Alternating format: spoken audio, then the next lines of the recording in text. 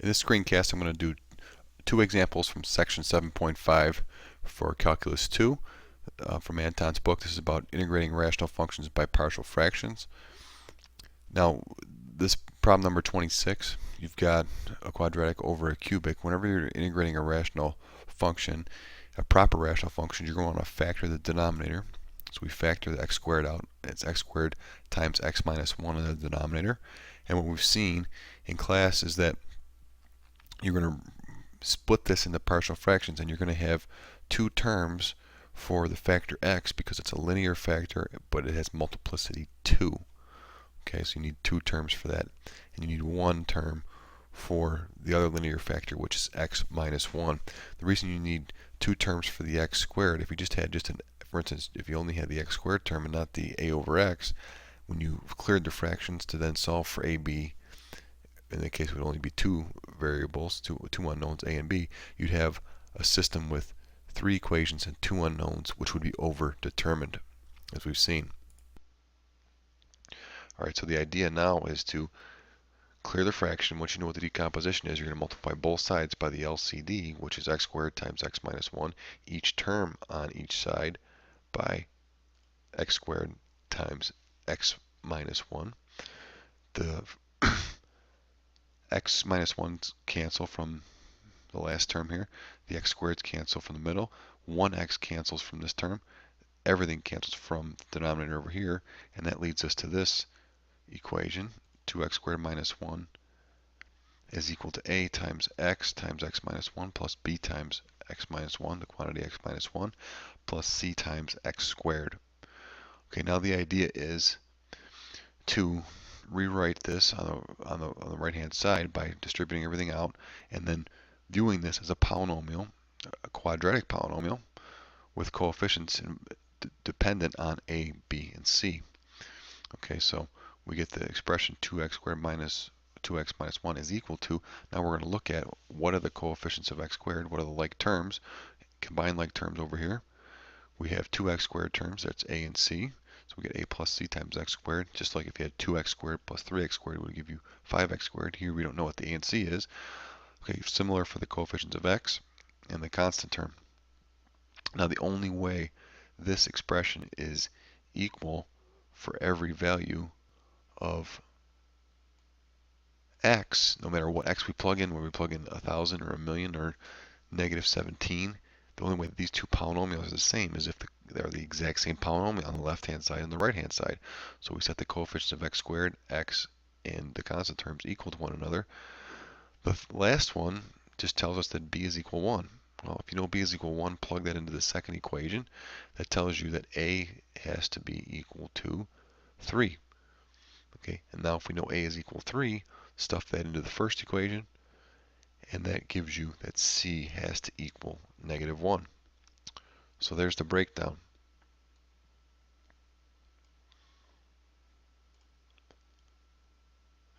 Okay, now rewriting and try to integrate this.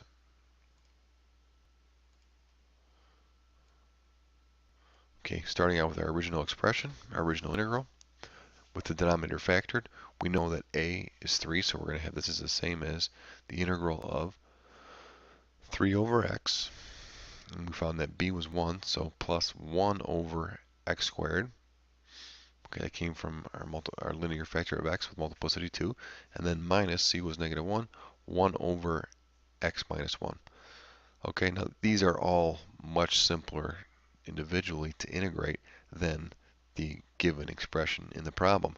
So for the first one, you're going to factor out to 3, write that as 1 over x. Second one, you're going to write that as x to the negative second power. The last one, this is a natural log type. You can do a u substitution to maybe help out for that one. Here we end up with 3 times natural log of x. Here we're going to reverse the power rule, increase the exponent to negative 1, which is 1 over x, and then multiply by negative 1. And then over here we have minus the natural log of x minus 1 plus any constant. Now the book might write this as 3 times the natural log of the absolute value of x. If you really want to be specific, this is the largest antiderivative of the function 1 over x. Likewise, you could write natural log of the absolute value of x minus 1 if you want the greatest antiderivative there. Okay, moving on, we're going to take a look at number 32. Now in this one, a little different than the previous, you've got irreducible quadratic factors, and the breakdown has to go in this way. Okay, so we do a similar thing. We rewrite it. Okay, now we have to have a linear term on top and bottom for the x squared plus 1 and the x squared plus 2. Trying to clear the fractions out, we're going to multiply by the LCD. All right, we're left with the numerator on the left-hand side. Everything canceled on the bottom. Over here, we have the linear expression ax plus b times the resulting thing that's left, which is x squared plus 2, and then plus cx plus d times x squared plus 1. So we're going to play the same game. We're going to multiply everything out, compare the coefficients of x cubed, x squared, x, and 2 on the left to the coefficients of x cubed, x squared, x, and the constant term on the right, and then make the conclusion. Find out what a, b, c, and d are. Okay, so to do that, we're going to multiply the polynomials out on the right-hand side. Okay, and then we're going to combine like terms, like we did before. Okay, so multiplying the first one out, we get an x cubed, an x squared, an x, and a constant term. Multiplying the second out, we get an x cubed, an x squared, and a constant term. Combine your x cubed terms together by factoring out the x cubed and adding up the coefficient in front. So we're going to get a plus c x cubed. Likewise, add the x squared terms together. You're going to have x squared plus d, or b plus d, excuse me, x squared. Add your x terms together, you get 2a plus c, and the constant term is 2b plus d. Now again, the reasoning behind all this is that this polynomial equation has to be true for every x, not just 1 or 2 or 3 or 4 x's. It's got to be true for every single x you plug in. The only way that's possible is if the coefficients are the same. You have the same polynomial on the left as you do on the right. So we have to set the coefficient of x cubed equal to the coefficient of x cubed on the left and right. Likewise for the lower ordered terms. And that leads us to this system of equations. Notice it's going to be 4 equations, 4 unknowns, one higher than the degree of the polynomial. Now this happens to be a pretty easy 4x4 system to solve because you only have 2 equations involving a and c, 2 equations involving b and d. So for instance, one way to do this would be by substitution, solving the first equation for c, and then plugging that in for c into the second equation leads you to this result. 1 equals 2a plus 1 minus a. The 1's cancel out, which just gives you a equals 0. Plugging that back in here, you get that c is equal 1. Similarly, you can solve for one of the variables in this equation. D would be better to solve for because it's easier to plug into the fourth one. D is equal 1 minus b from the second equation. Plugging that into the fourth, you get 2 equals 2b plus 1 minus b. Solving this equation for b, we conclude that b is equal to 1. If you plug b equals 1 into the second equation, you get 1 is equal 1 plus d, which forces d to be 0. Okay, now putting this all together, we're going to compute our integral.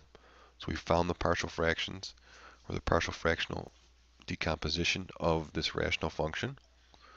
Okay, notice this is again a proper fraction. The degree is lower on top than it is on the bottom. So we're going to rewrite it using our result.